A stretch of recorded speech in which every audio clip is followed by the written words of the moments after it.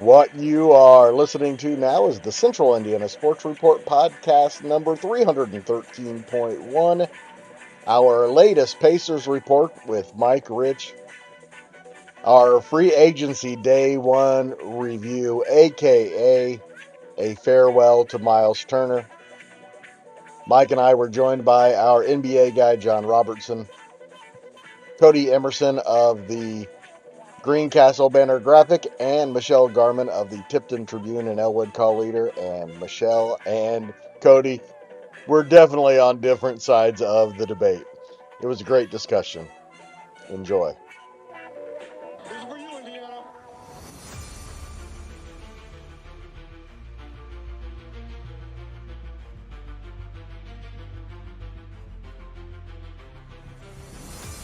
You're listening to the Central Indiana Sports Report with your host, Greg Mengels.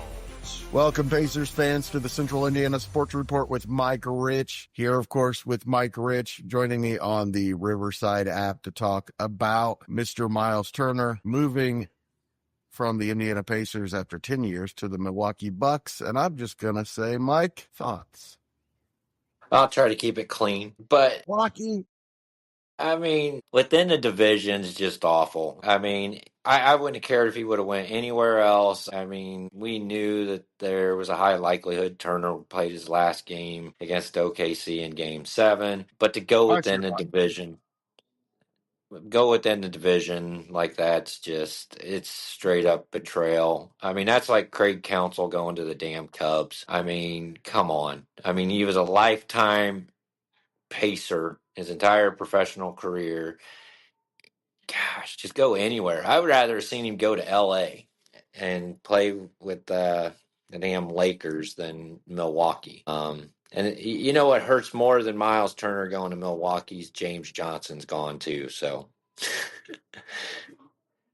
Here are my thoughts before we get to John Robertson, who has joined us, and that is that the Pacers saw that Myles Turner was not worth giving up all the flexibility that him leaving gives them. I think Kevin Pritchard's working on something, and I think it was obvious to me, Mike. I don't know. I think I've been saying it for a year and a half now, maybe, that Myles Turner just did not fit. I saw it. Kevin Pritchard certainly saw it, and he threw out an offer that he was hoping Myles Turner would not accept. And now he's Milwaukee's problem, although he might be really good with Giannis and Bobby Portis, having other guys who do the dirty work, which is what I've been saying. If you Myles Turner's great if you put a guy who does right dirty system. Yeah.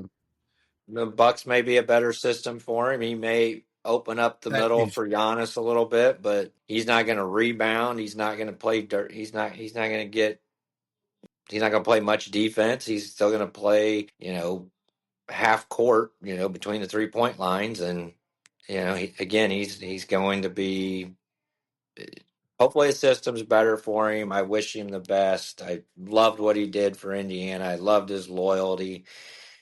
Good dude. God. Yeah, good person. And like I said, you that might be the best part about not winning a championship is that we're gonna make changes. We win Game 7. We still have Myles Turner for 4 more years.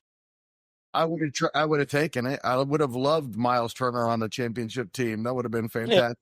Yeah. But in order to win a championship now, this had to be done. Absolutely. I agree. Yeah. I just hope we don't wait too long to make a move. Unless you can pay him like he's your 5th best player, which is what he would be coming back another year, I believe. And John Robertson joins us now. John, I'm just going to ask you, like I asked Mike, your initial thoughts when you heard Myles Turner is a Milwaukee Buck. It was shocking that he went to Milwaukee. I wasn't shocked that he went somewhere, but I think it was shocking that he went to Milwaukee. It definitely, just seeing the image on my phone was weird. When my daughter found out, she was really disappointed. She was like, "Oh no, not Milwaukee." And I mean, I think that's kind of magnifying everybody's sadness about him being gone because he's going in a division to a rival. Prepared to hate him until he's no longer playing for Milwaukee. I don't think I can hate Myles. I think I I can root mean, not against as a him. person, obviously, John. As a Sure, competitor, sure. as a guy who used to be on my team, who's now playing for those Sons of in Milwaukee, who we can't stand, especially Bobby Portis. Ugh. I feel betrayed by him a little bit. I'm sure he feels betrayed by the Pacers a little bit too. That's fair. I mean, basketball's a business. They're gonna have to do what's best for them. Obviously, I don't know what the offer came from the Pacers. Like we don't officially know what the offer was yet. I don't think. Myles' agent's going to report one thing, and the Pacers front office is Yeah. going to report another, and it's going to be somewhere in the middle. But like, I think when Tyrese's injury happened, the Pacers knew they weren't going to go. Like, if they'd lost that, they weren't gonna go into the luxury tax very far, because they know next year's a dead year. So I think that really sealed the deal on how much they were willing to go into the tax. Which I don't think it was that at all, guys. I think it was Kevin Pritchard liked the idea of having flexibility with Myles not on the roster. He likes the idea of a plug and play guy. I think he's hoping Isaiah Jackson, and then, you get another guy, Nick Richards type player that we've been talking about, who won't be that expensive, won't cost much, outgoing, would be a better fit for the Pacers. Again, is Nick Richards as good as Myles Turner? No, he's not. Is Isaiah Jackson as good as Myles Turner? No, he's not. But that's not how basketball works. You have to have parts that fit. And what the Pacers need is a guy who fights for rebounds, who's athletic under the rim, who runs the floor. And that's what Isaiah Jackson could be, assuming he's healthy. That's the kind of player Nick Richards could be. So if you could go in that kind of direction, and it doesn't have to be Nick Richards, could be anybody. I think the Pacers are better for it and now have cap flexibility. So I think that's the whole thing. And it might be that they don't want to go into I completely understand that they don't want to go into the. that makes sense. It makes sense that Pritchard wants flexibility. He's going to have to do something if they want to be relevant next year. I think they go into a soft tank status. Yeah, I think they start out the season, see how they do with what they have, and potentially could be a soft tank. And I just think they'll be still competitive for a playoff spot, though. Where do you think they finish, Mike? I think they finish right now probably 6 to 8. If they went with this roster and Isaiah Jackson, I think 6 to 8, but they will definitely upgrade at the center position. And now I think there's potential to be a 3 or 4. I really do. I don't see a reason this roster can't win 50 games with Andrew Nembhard. Mike, I said it about 100 times. Andrew Nembhard, when he plays the point, when Halliburton's out for a game or two, is not very good. But when he's done it for long stretches, he starts to look like Halliburton Jr. And I'm pretty excited to see what he can do with Matherin, Jarris Walker, Siakam, whoever plays center, whether it's Jackson or whatever. And you got Neesmith and, TJ, Obi. No reason this team can't be competitive next year. Well, and to have somebody playing a true center position, and as long as they can get up and down the court as fast as they are. Isaiah Jackson they haven't signed him yet either, right? No, I would assume they're going to now. Who do we have on our team right now? Is it just Bradley? Yes, him and Bradley, yeah. Isaiah Jackson and Tommy Bradley. But I'm telling you guys, something's happening. Something happening big. I don't know how big. I don't know what it is. Kevin Pritchard's working on something. I don't know when it'll be. Could be the trade deadline in the middle of the season. But he's working on something big for 2027 when the Pacers could be the best team in the league. And if done correctly, and at this point we've talked about it, we trust him to do things correctly. Yeah. He could do something that makes him special in 2027. He could, definitely. Yeah, and we got to have confidence. He's got a proven track record. We got some young guys that are going to get a lot more playing time next year, and they matured quite a bit this year, and the run that they made, that experience is going to transfer over pretty well. I don't see them getting rid of Matherin right now. I don't see them getting rid of Neesmith. So I think they find a serviceable center that's going to get rebounds and not need the ball to score. And I think anything above 6 is a stretch. I think you're more likely to see Matherin use as a piece to get something else in here than you are Neesmith. I wouldn't rule out Matherin getting moved still.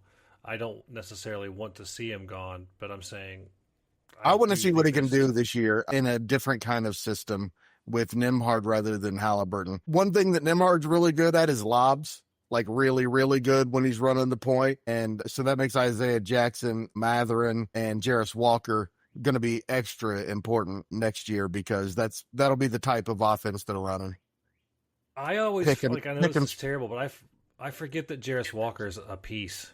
Like, you know, I like him. I'm not even trying to say anything. I always forget that he's there. I think he's got big upside. Yeah, big. I think the part that we haven't really hit on yet, because we're looking at just straight numbers, I do think there will be some possibly like mentality or locker room loss from Myles being gone, because they were a really tight knit group. Mm-hmm. So I'm big on, you know, factoring in not just on paper numbers all the time. Like, how does the chemistry change with that? What does that signal to other players? You know, that if you don't perform in 2 series, that we're gonna move on from you. And if they were playing for a championship next year, I'd say that would probably factor in camaraderie. Fair enough. I'm just saying, like, you got to wonder how, like, does Tyrese see this and wonder, like, if, you know, is he's part of every discussion, as Kevin Pritchard says. He knows exactly what's happening at all times. He is one of the 5 in the room when they make decisions, is what has been said. We welcome now Codey Emerson, who is going to completely disagree with me, and that's why he's here, to explain his side and why he is completely bummed about the news today. Well, I wouldn't say completely disagree, but it's been well known that I've been a Myles Turner supporter and I'll say this first and foremost. I don't care that he's on Milwaukee, a team that I hate, but I will love the player. I will always have respect for Myles Turner. I'm going to dislike him while he's in Milwaukee, and then if he goes somewhere else, I'll like him again. As I a still player, like Sabonis I will because of like Sacramento. him. I will root for his team to fail. But it was, I think, like most of us, it wasn't the fact, in my opinion, that he left that was so shocking. It was the fact that he went to Milwaukee. I mean, granted, Milwaukee needs a center. After letting Brook Lopez go, and they kind of credit to them for realizing and offering Myles a contract, and I'll be honest, $26 million, something like that, I think is what his annual value is. It frustrates me that Herb Simon was not able to do that. I think that's right around, you know, the reports people have been saying is right around, I think, the 23 to 26 million range. I think it was 4th year that was the key. I don't know what it was, keep but in mind that Milwaukee's paying basically 51 for him a year. So that's a whole nother discussion. But love that. I mean, yeah, we do. But it was, for me personally, it wasn't as bad, obviously. I'm not trying to compare the two situations, but it was a slightly less gut punch for me than when Hallie tore his Achilles. It's like this 10 days been rough, or whatever week and a half as a Pacers fan, for me personally, has been awful. I mean, I have a feeling you lose Hallie, you lose the finals, and now you lose Myles Turner. I have a feeling that by the end of next week, we will be a lot happier. Just a feeling. Again, I'll be completely happy if they run it with this and add some kind of backup center and hope Isaiah Jackson's the guy. If not, then you make a move. You got lots of depth. That's the reason you have it. But I like the idea of running it with this. But I have a feeling he's going to make a big move. Just a feeling, Codey. In my opinion, why wouldn't you? I don't think there's anything wrong with, I would call it a gap year next year. And what I mean by that is you sign Myles, and with how God, the East is looking, first and foremost, is looking horrendous and more horrendous by the day. This team, if you have a starting lineup of Andrew Nimhard, Benedict Mathurin, Aaron Neesmith, Pascal Siakam, and Myles Turner, combined with TJ McConnell off the bench, Ben Shepherd, Jarris Walker, Obi, and Isaiah Jackson. You couldn't keep Obi entering salary-wise. I think the Pacers could have been at worst, I'll say 6 seed. I'll say at worst. And I just don't see what's wrong with saying we're not going to probably make the finals. We might be able to win a first-round series. Might is a strong word there. And then put your chips in the table for in 2 years when Hallie's healthy. I just don't see what was too wrong with that. Because this Pacers team now I still think it's a play-in team probably, but we'll see. Hey, John, I know you need to get back to the Fever game and your other duties. Any final thoughts from you?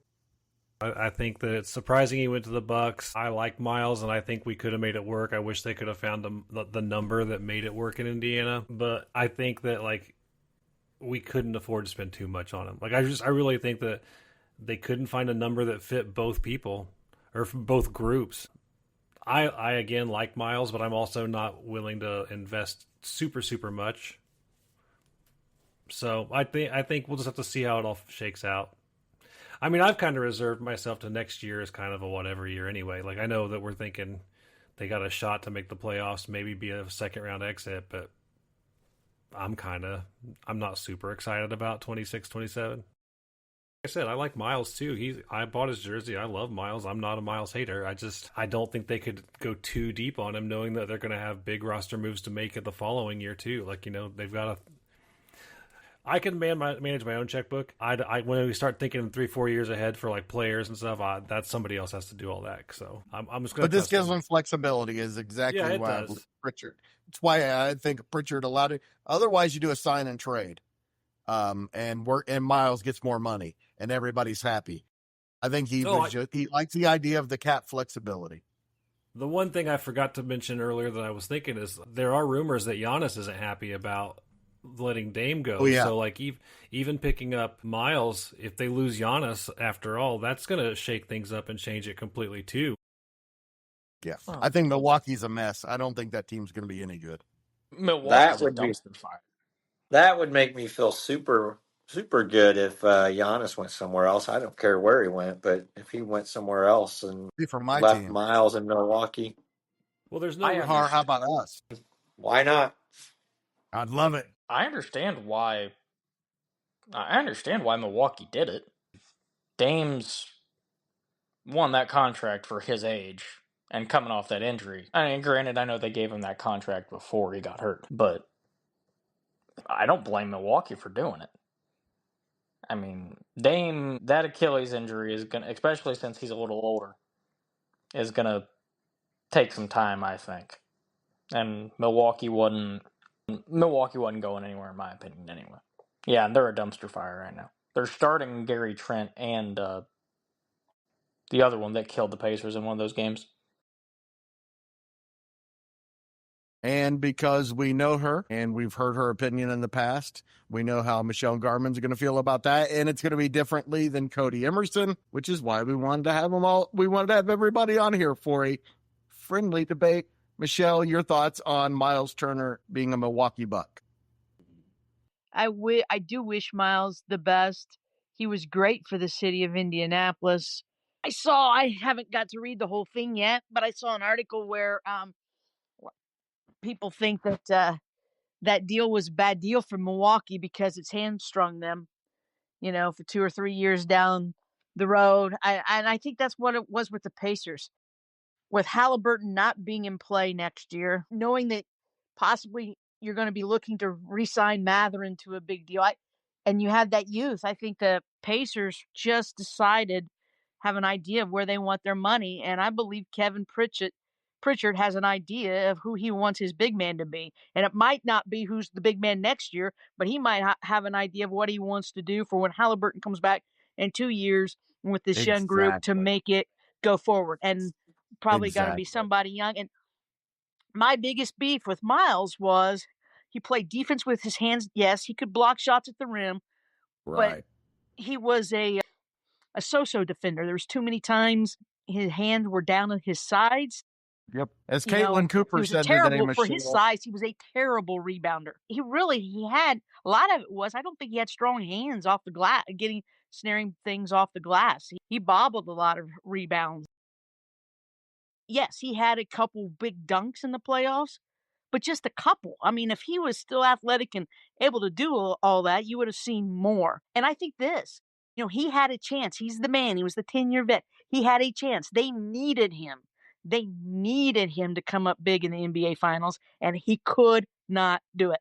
And I think that, and really through the whole NBA playoffs, if you look at it, I think each series he had fewer and fewer really great strings of great games. And I just think the Pacers thought if we can't rely on him, if he can't step up in the biggest area, we can't overpay him. And we got to think now and of the future.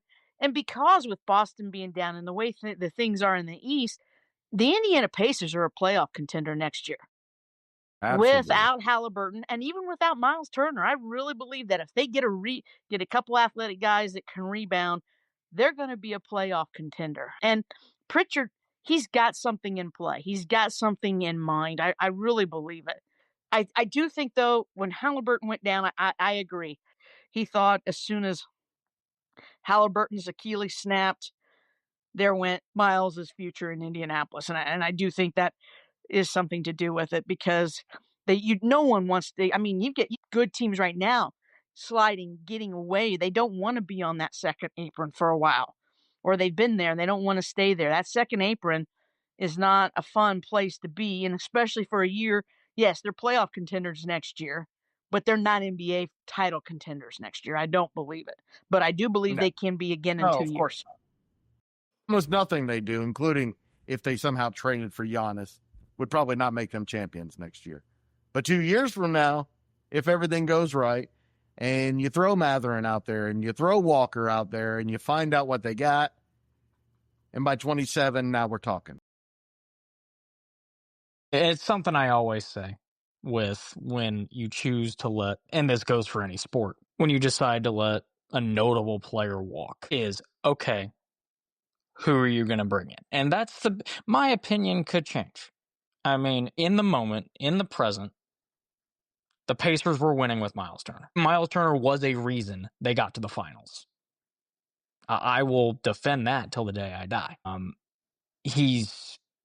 I just think his floor spacing in today's NBA, when the three ball is king, is you need a guy who can stretch the floor. If you can have all five guys stretch the floor, you can be a pretty dangerous team, and the Pacers show that they can be a very dangerous team.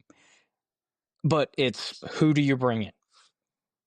The options, at least free agent wise, and I'm not saying they go the free agent route, are not great. I mean, DeAndre Ayton's not coming to Indy. Yeah, I mean, the free agent centers have been poached already. And to be honest, I wouldn't have liked any really of the ones that were available for the most part. Steven Adams.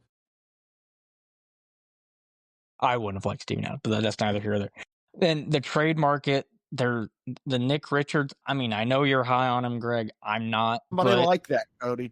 It's not necessarily him. I'm just saying. No, but it has been reported that the Pacers, I think, are interested. Yes. I'm just not.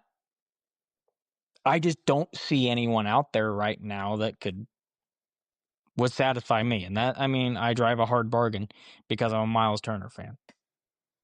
And you don't want to completely just say, yeah, we're going to suck.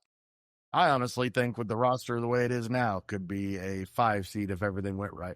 I agree. I was going through my head today on the teams that I would pick ahead of the Pacers. And I can count, there are 3 for sure in the East right now that I would pick ahead of the Pacers. And there's a 4th that probably wouldn't surprise me if they have a great year. And the 3 locks for me, I was at Cleveland, New York, and I think Orlando is going to be a dangerous team next year. I really like what the Magic Westbrook, though, take them out of the picture. He has been he has been bad for That teams starting in the last five for couple of years. Orlando with Boncaro and Desmond Bain and the rest of that team, I'm taking Orlando. I'm not asking Westbrook to start. Then the fourth one was, and they've kind of been making sneaky additions, and they've been a play-in team kind of like the last, probably 3 or 4 years. I like Atlanta. I really like what Atlanta's doing. Yep.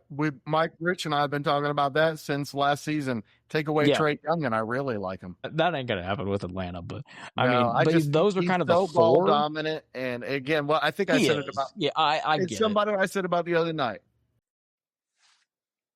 He's a guy who has to have the ball in his hands, and when he has the ball in his hands, he makes his team worse. That's the way I see it. But man, Dyson Daniels and Jalen Johnson and the new additions, it's a pretty nice roster. If I were them, I'd find a way to move Trae Young. And those are, I think, like I said, the 4 teams. And then the rest, the East is wide open after that. It really is. Philadelphia, who knows what they do? Who knows what direction they go? Boston's gutting their team. And maybe they're just going Jaylen Brown, and they're going to, again, cap flexibility, build something around him. There's still a lot of question marks between now and the start of the season. That's for sure, Mike.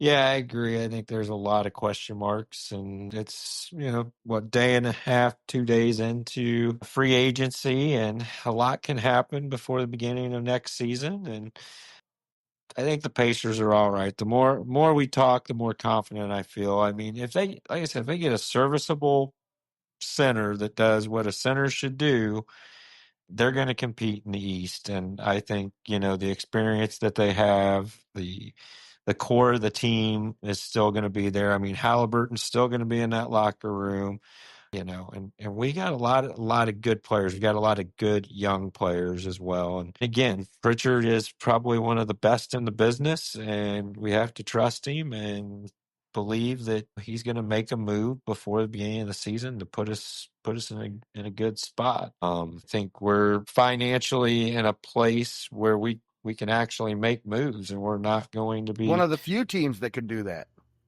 Yeah, I mean, we would have been strapped by Myles' contract. We would have been one injury from being out of the playoffs. And you're going to see that with Milwaukee. I mean, they're going to be hurting. And, if they don't have Myles and Giannis playing every game next year and being able to make it to the playoffs, I mean, they're really going to struggle. So at least they got TJ McConnell. Let's hope that they re-sign Thomas Bryant, because those are our guys.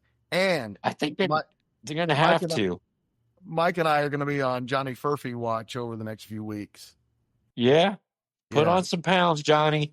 That's right. And get ready to bang.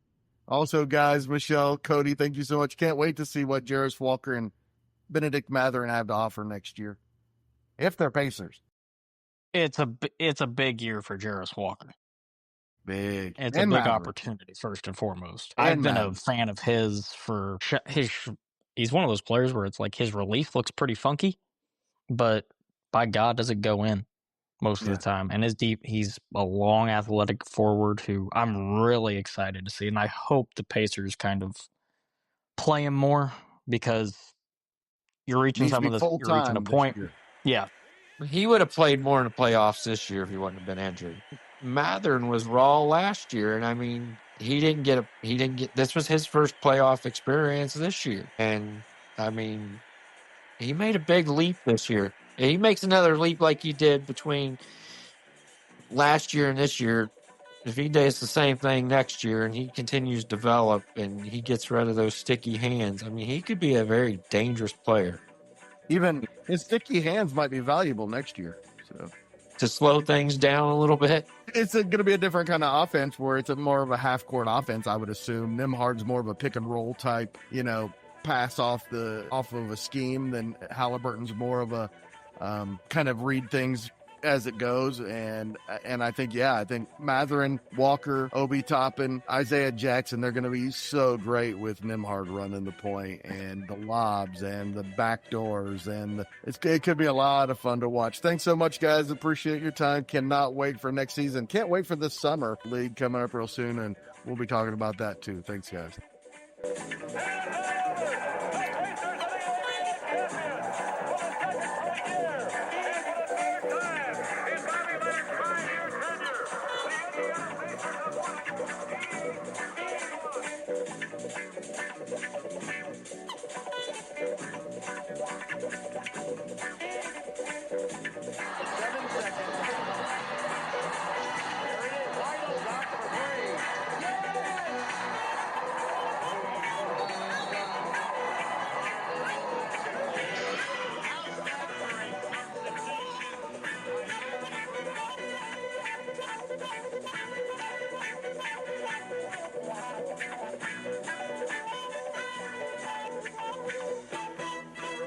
Tipton challenging. He's going to have to get it in. He's having trouble. Gets it to Reggie for three.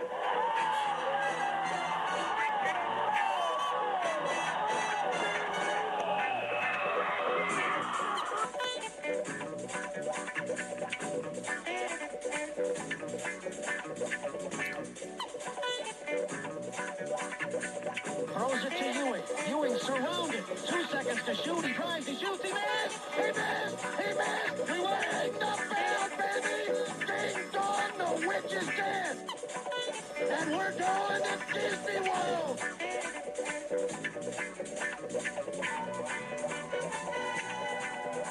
And he's in the lane. He nearly lost it. He backs up and unloads a three. Oh! That did not happen. It hit the back of the rim. It popped high into the air. And it dropped gently through the net.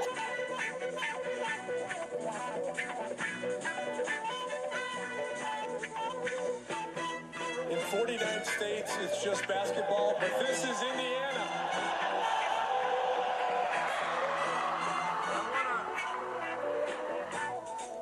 The Central Indiana Sports Report is a product of ITG Media. And I love Susie. Go Pacers.